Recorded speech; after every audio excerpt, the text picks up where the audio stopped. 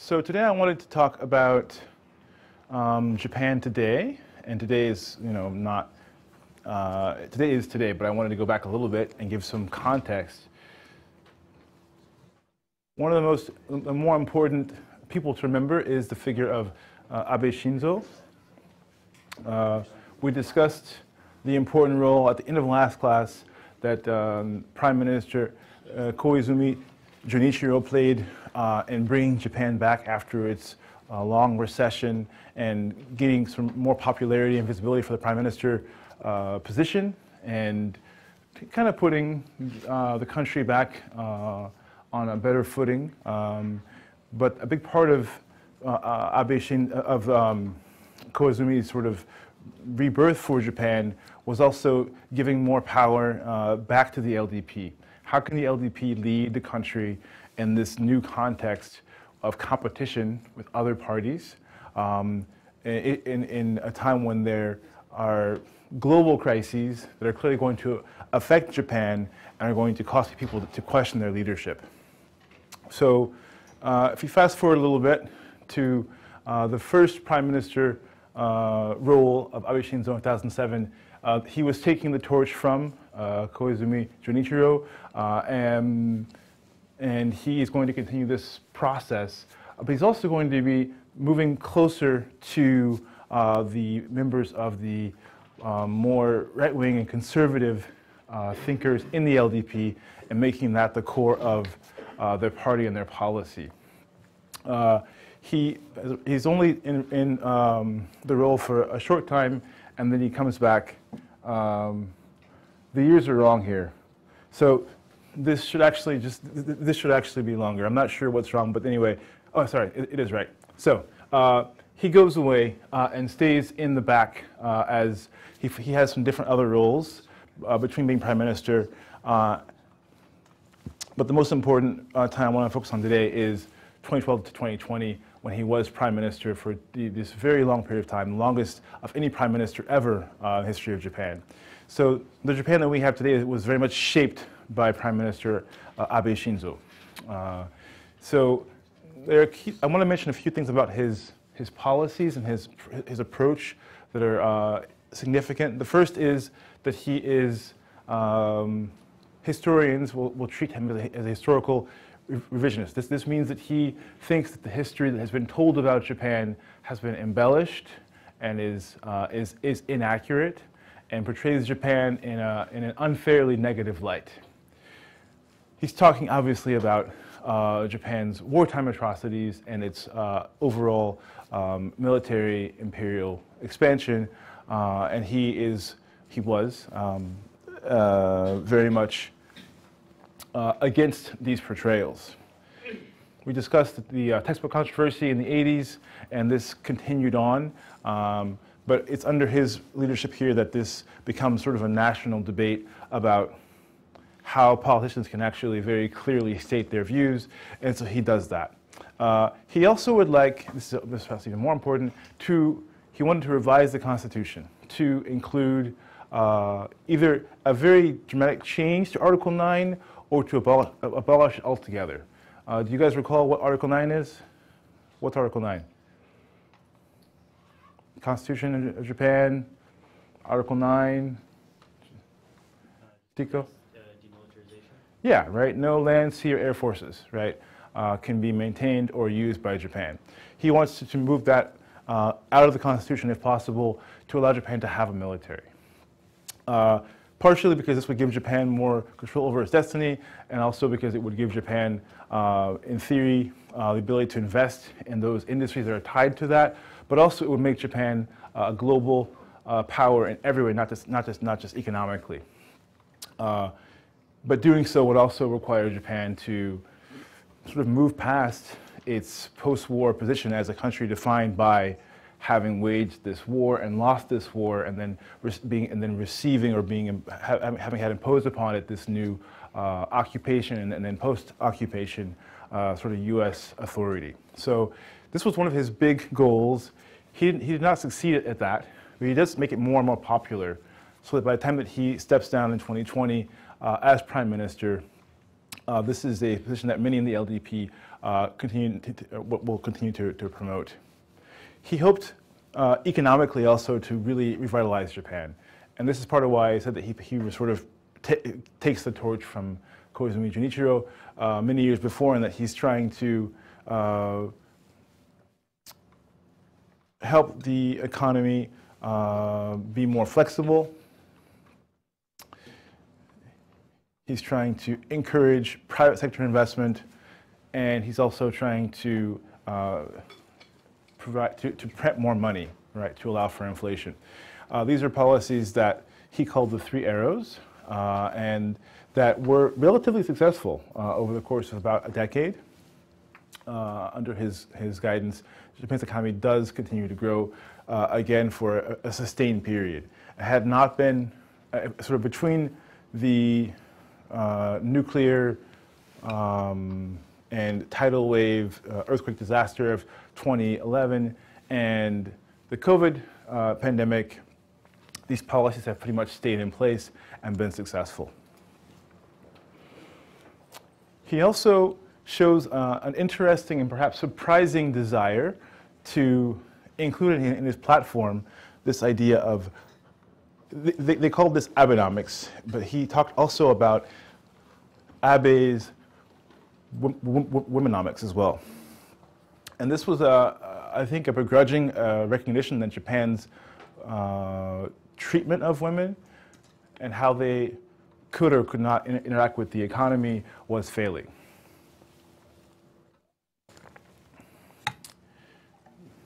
We talked about the importance of women as housewives, as caretakers, those who are performing the reproductive labor in the household and around the household for this system to function, with the husband being the salary man who went to work.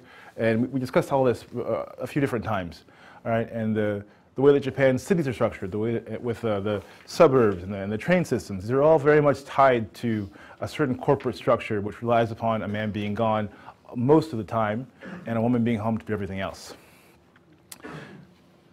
We discussed that. We also discussed that women who were in occupations like nursing were sick of being treated unfairly, and how they even protested to have access to facilities to change clothes privately, and how they wanted to be able to do things like stay in their positions or even move up in the company after getting married. We discussed that.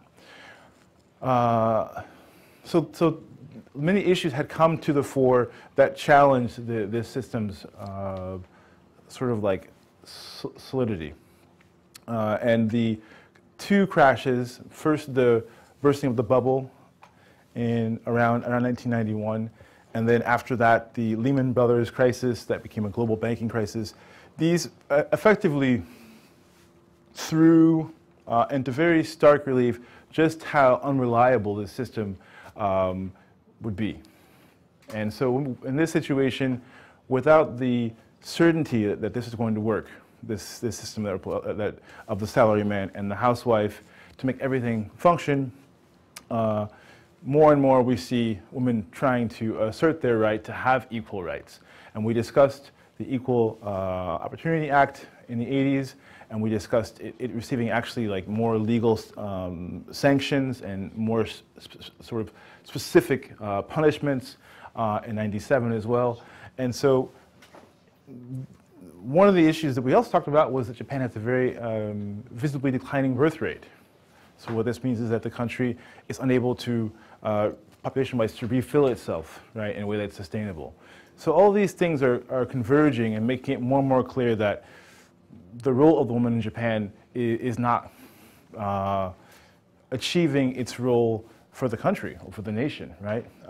So if women are not getting married, or they're not staying married because they're getting divorced, or if they're working, but they're not working to the best of their ability because they have to stop when they get married or when they have children, women's economic, women's industrial, women's reproductive contribution to Japan, these are all undermined by, in fact, by the current system in Japan. And so Abe, although his party has very clearly on many occasions shown that it thinks women are inferior to men, announces this policy of womenomics to essentially try and counter this trend. He hopes that women will actually be able to, I mean, what's really interesting here is, for example, a lot of women in Japan do go to university, 2- and 4-year colleges, and they oftentimes do major in sciences and do better than men even, right? But then if you look at those numbers and the number of women who actually are working in companies, it's much less than men, and there are very, very few women in any kind of even middle management positions. And so even before Abe was done, this was one of the targets, was trying to figure out how to allow women to actually contribute to the economy directly through their labor outside the home. And so this policy included things like provision for 400,000 publicly funded daycare spots for women. It included stimulus for women to go to college or university, and it included also more advisors to look over policies of companies that might be perceived as discriminatory against women. And these begrudgingly provided reforms are pretty substantial. And so one of the things that we'll see that's sort of left behind by Abe Shinzo is this new, at least less sexist workplace and work structure for Japan. Let's talk about the prime ministers that have come since Abe Shinzo. So the top figure that you see there is Suga Yoshihide, who was prime minister for about a year. He was very much part of the Abe Shinzo group within the LDP. Abe had him appointed, he appointed him to the Ministry of International Trade and Industry, so he has that role, and he carries forward the policies of Abe Shinzo very, very clearly. He was very much trying to push again for the abolition of Article 9, but did not succeed in doing that, partially because between COVID and the Olympics, how those things happened, and the delaying of the Olympics, these led to a lot of public, as we can understand, anger and frustration with government, and so he took the blame and he stepped down, and a new prime minister was elected in the LDP, and this was another Abe Shinzo loyalist. This is Kishida Fumio, who is a bit different from those who came before. Also an Abe loyalist, right? Also held roles in Abe's government before that. But he has a much more sort of cosmopolitan international background. For example, he went to grade school in the US, actually in New York. He speaks English pretty well. And he is not in favor of he wants to sort of slightly change Article 9 as opposed to trying to get rid of it altogether. So this could be the beginning of something more moderate. He is a centrist on the right. He is definitely closer to the center than to the far right. And so we'll see what he brings to Japan in terms of stability and perhaps a future that is a little bit less focused on Article 9. I'll also remind everyone who the emperor now is. We have a new emperor in Japan as of 2019, and this is the Reiwa Emperor, or Naruhito, who is the grandson of the Showa Emperor, Emperor Hirohito. He came to this position through a relatively rare event, and this was the abdication of his father, Akihito, or the Heisei Emperor. The abdication, imperial history, you know, there have been a few, but it's very rare, partially because of issues of succession. There's never been a modern, in any case, imperial abdication. So the choice of Akihito to step down was a big media sensation. There was a lot of pressure for him not to step down, even though he felt that because of his age and his health and the burden of this responsibility, he couldn't do it anymore. So he stepped down, and the world watched, and a new era began under the Reiwa Emperor. The name, this reign name Reiwa are the characters of sort of order, or yeah, we'll call it order, and peace. It's an interesting combination of characters, which we can speculate about what those mean, but it definitely, I think, portends or speaks to a rule that will be moderate, right? And hopefully peaceful, but also moderate in every way for Japan. I also didn't mention this before, I wanted to mention it today. So Naruhito actually is carrying on the boycott of Yasukuni that his grandfather, Emperor Hirohito, started in 78. In 78, the Yasukuni Shrine, you guys recall that shrine? You guys recall what the shrine is? So Yasukuni Shrine, they enshrined 14 Class A war criminals kami in the shrine, and this was very much a political event. And in response to this choice, Emperor Hirohito refused to visit Yasukuni after that point, and made that known. And so this is carried on by his son as well as his grandson. So this is what's happening in terms of sort of the Japan's superstructure in the government of Japan. The emperor does not have any official roles. The emperor has to approve or has to appoint the prime minister that is voted by the largest party in the diet. So at the end of the day, it's a ceremonial role, but the visibility is important. The emperor also has important roles on things like the National Red Cross and those kinds of things as well. And the emperor is seen doing lots of good things and also using their vast wealth to support important public works projects and welfare and like humanitarian projects.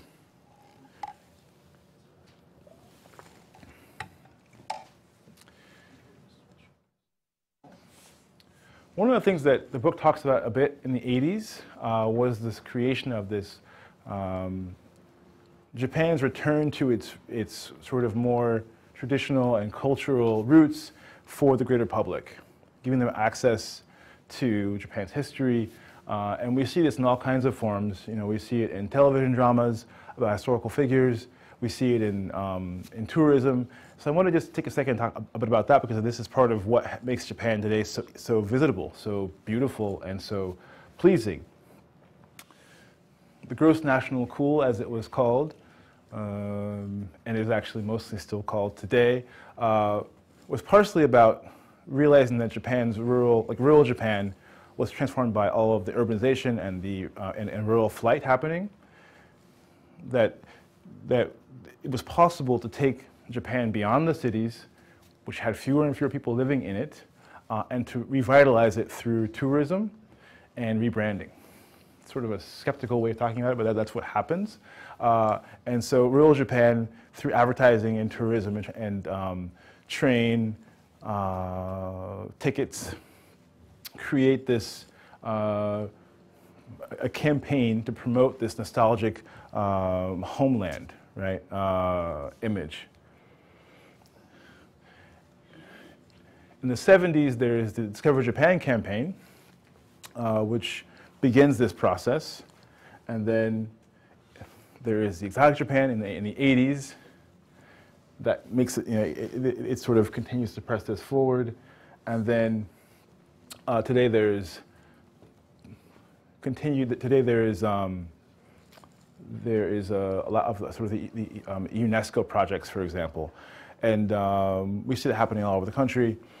But I wanted to focus on one, I think, pretty cool example of how this is happening. So I'm going to show you a place that I've been to, and I thought it was a really nice place to visit with my wife a long, long time ago, but to show how this process works. So in Gifu, there is the city of Hida Takayama, which is a small town in a pretty rural prefecture. They play Christmas music like all throughout the sort of all through December on the single street of this downtown of this village.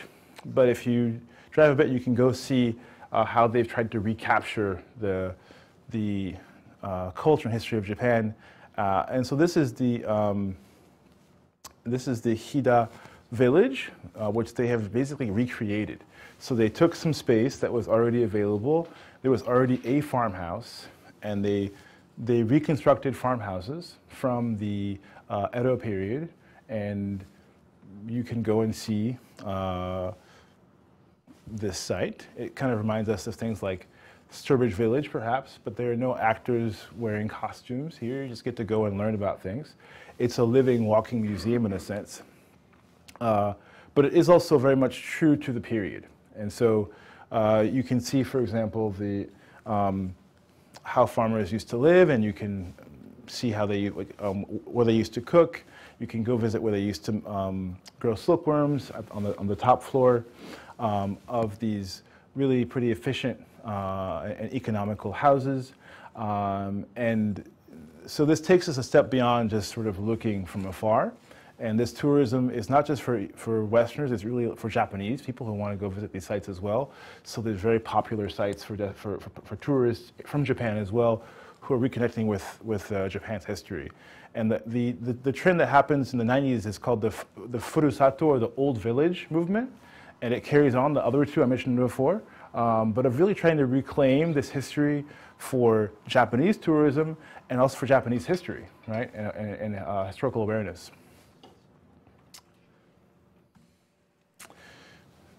It's also in the 90s when this movement really reaches out and begins to request UNESCO certification of these sites as historical and cultural sites that are worth preserving, so that they can get funding and special status. In the same prefecture, we can go to Shirakawa-go, and this is Shirakawa-go here. You can see it. These are actually homes that have been there for 3 to 4 centuries, rebuilt again and again, thatched roofs, rethatched, and while there are railways and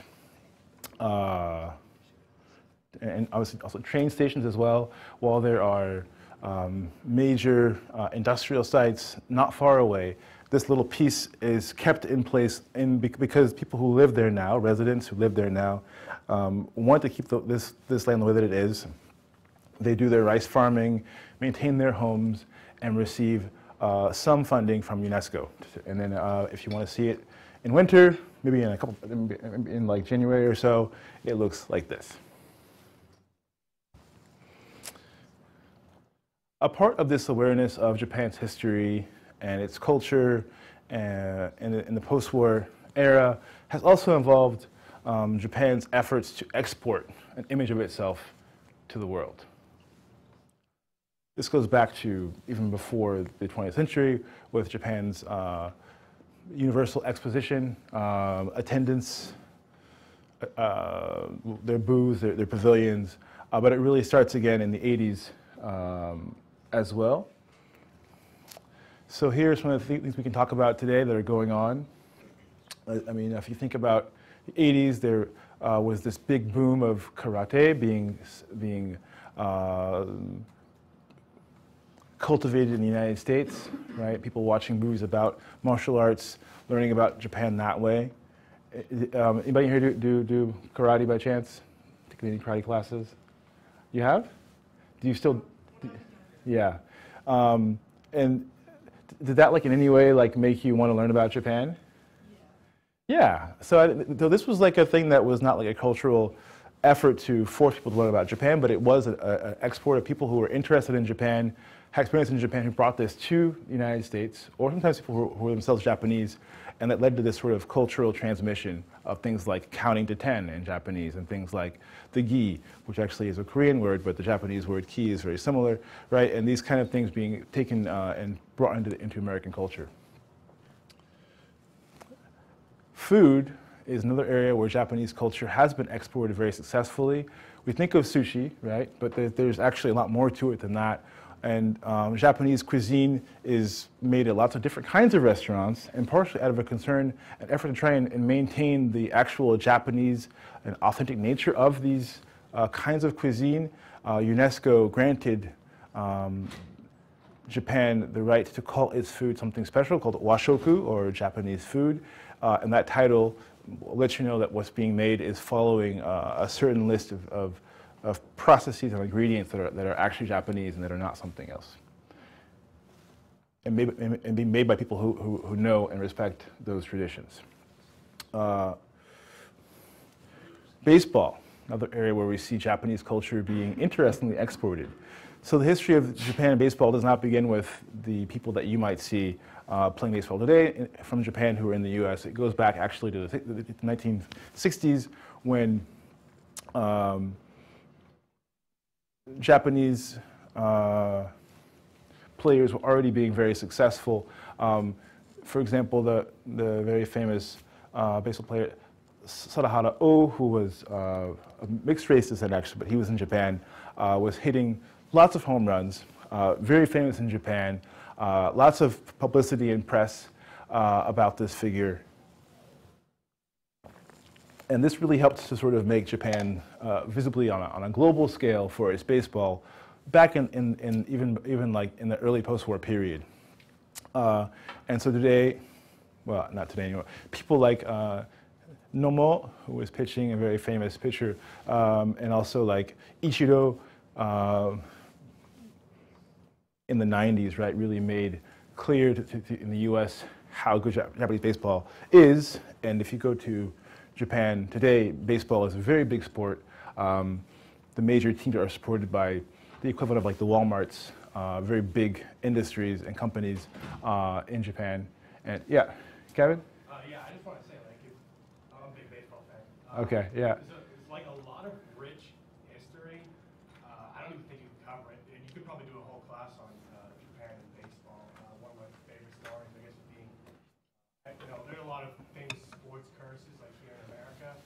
One of them in Japan is the curse of the Colonel, where they threw a statue of Colonel Sanders in a river in celebration of winning the title, and then they haven't won since, and they think, oh, the Colonel got angry at us for throwing him in the river, and there's been a lot of efforts to find the Colonel, to bring him back, but the KFC that he was originally had closed, so it's like, so what KFC do you bring him to? And they still haven't won, so.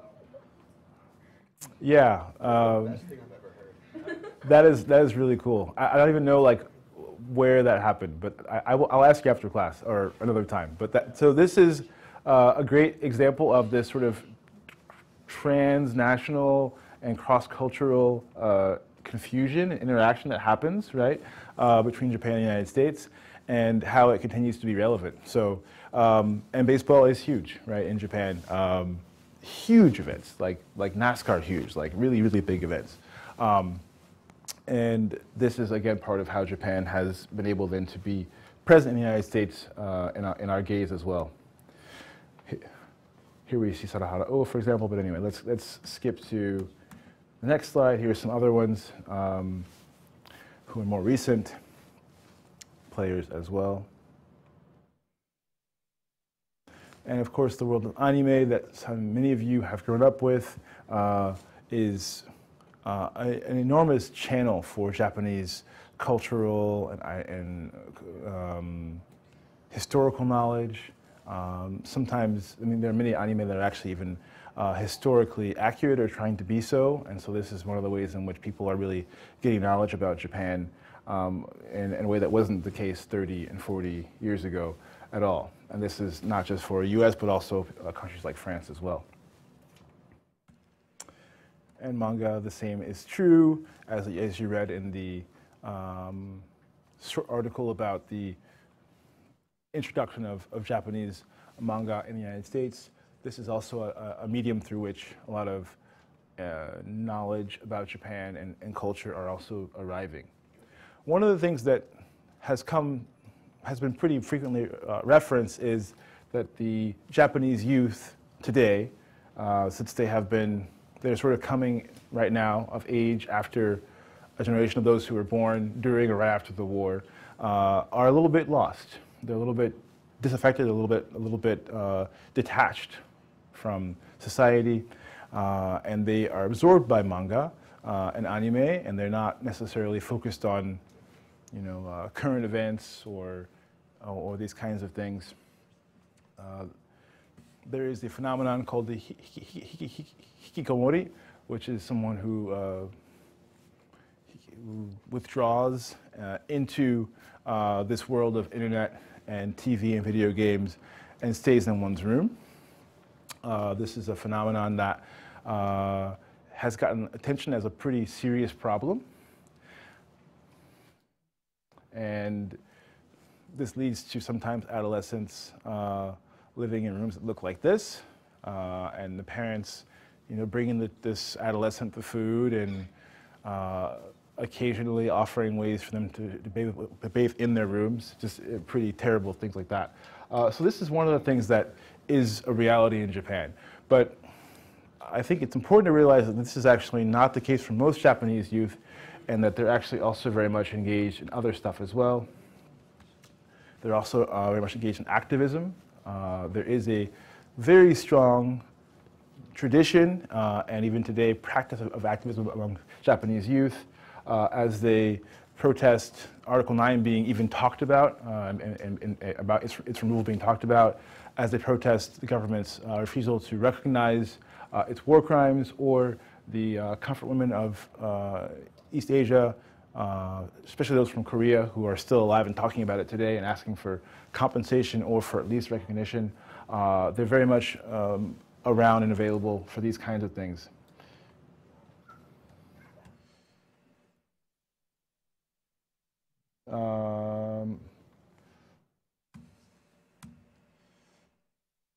We also see both youth in Japan, as well as the continued importance of religion in Japan in the aftermath of the 2011 March 11th disaster we talked about last class. They're very much involved in trying to help after the nuclear disaster and to lead people in these areas who are still alive to places where they could live, or at least live temporarily, and to do cleanup.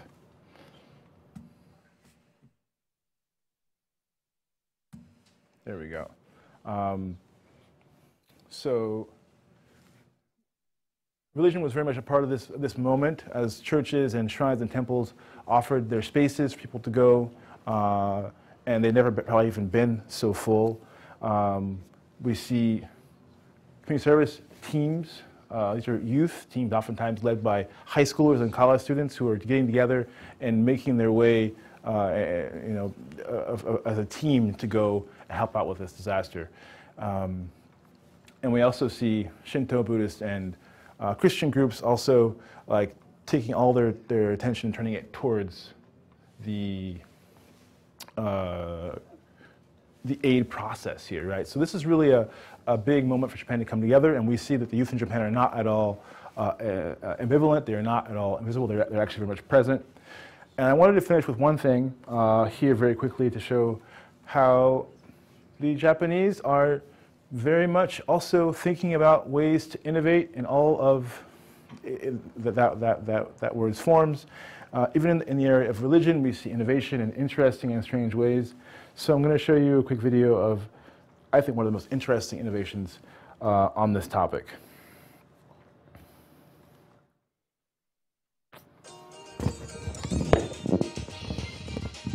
Hello, today on Genius, this man is going to be rocketing his religion into the heart of youth culture.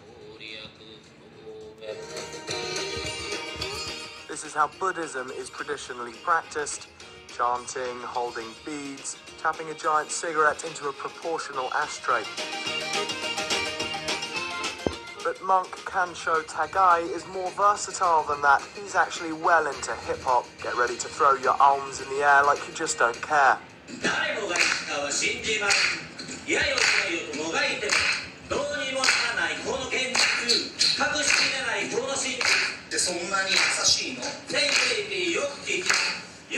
he can carry on like that for hours.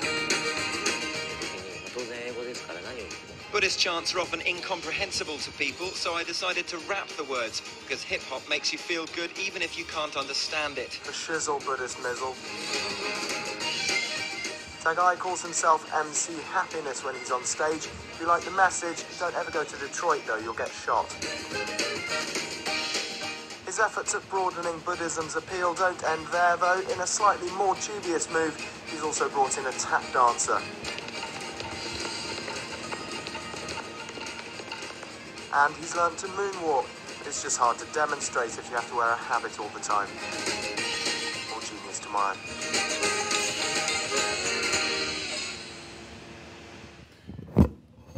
So, Japan, a country of constant innovation and reinvention and adaptation and accommodation, a country that has a long, rich history of which you've had a chance to explore a good amount in this class. So, thank you all for, I think, a really great semester.